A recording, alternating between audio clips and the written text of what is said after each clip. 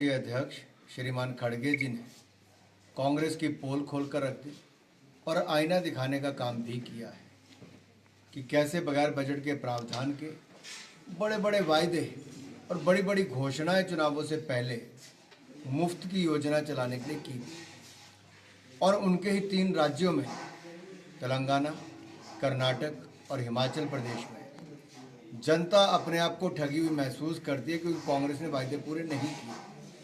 आज हालत ये हो गई है कि यहाँ पर ना 1500 रुपये महिलाओं को मिले हैं, ना ही जो 5 लाख नौकरियाँ मिलनी थी, ना 2 रुपये किलो गोबर खरीदा गया, ना 100 रुपये लीटर दूध खरीदा गया।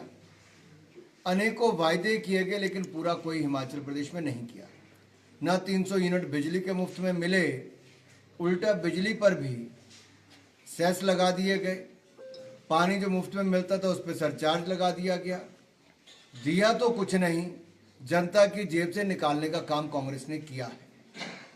और हिमाचल प्रदेश की सरकार समय पर तनख्वाह भी नहीं दे पाई थी सरकारी कर्मचारियों की, और डीए का तो इंतज़ार करते करते अब सरकारी कर्मचारी हाथ जोड़ने के बाद सरकारी दफ्तरों के चक्कर काट काट के थक चुके हैं। सर, खड़गे का बयान आया है कि 2047 का जो रोड मैप था उसकी जानकारी पीएमओ नहीं दे रहा है, क्या कहना चाहिए? विकसित भारत बनाने के लिए माननीय प्रधानमंत्री नरेंद्र मोदी जी ने सभी देशवासियों से अपना योगदान देने की बात कही। उन्होंने कहा कि जन भागीदारी से जन आंदोलन बनाएंगे और भारत को 2047 में विकसित भारत बनाएंगे। लेकिन कांग्रेस ने उस समय मजाक उड़ाया। हमारे आत्मनिर्भर भारत योजना का भी, मेक इन इंडिया का भी कांग्रेस इस पे हंसती थी, लेकिन आज पूरी दुनिया भर में भारत एक आकर्षण का केंद्र बना है, ब्राइट स्पॉट। अगर अर्थव्यवस्था के रूप में देखा जाए तो भारत है। चाहे वो IMF हो, वर्ल्ड बैंक हो, बाकी दुनिया की एजेंसीज हों, सब ने भारत के बढ़ते कदमों की सराहना की है। और दुनिया भर की अर्थव्यवस्थाओं में जब मंदी देखने को मिलती है, वहीं भारत एक चमकता सितारा दिखता है। लेकिन कांग्रेस को तो कभी भारत चमकता हुआ चाहिए ही नहीं था।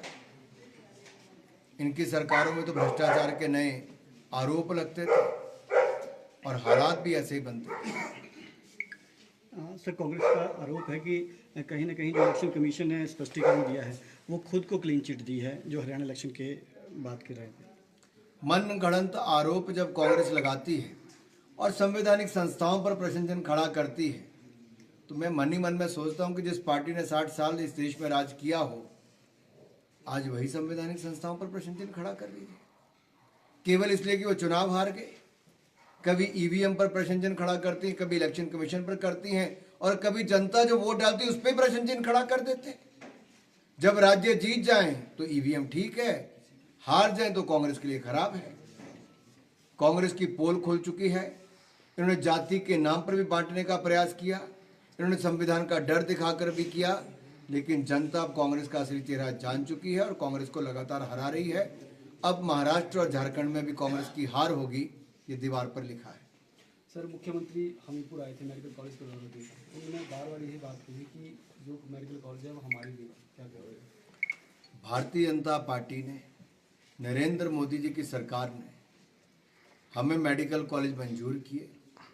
जब कांग्रेस की सरकार वीरभद्र जी की यहाँ पर थी, उन्होंने कई सालों तक, 3 साल तक इसके लिए जमीन तक नहीं दी। जमीन भी 2017 में जब जयराम जी मुख्यमंत्री बने तब उन्होंने आकर यहाँ पर जमीन दी। नड्डा जी केंद्रीय स्वास्थ्य मंत्री थे, वो भी आए, हम भी गए, हम सब ने मिलकर उसका शिलान्यास भी किया और उसका भवन निर्माण भी किया।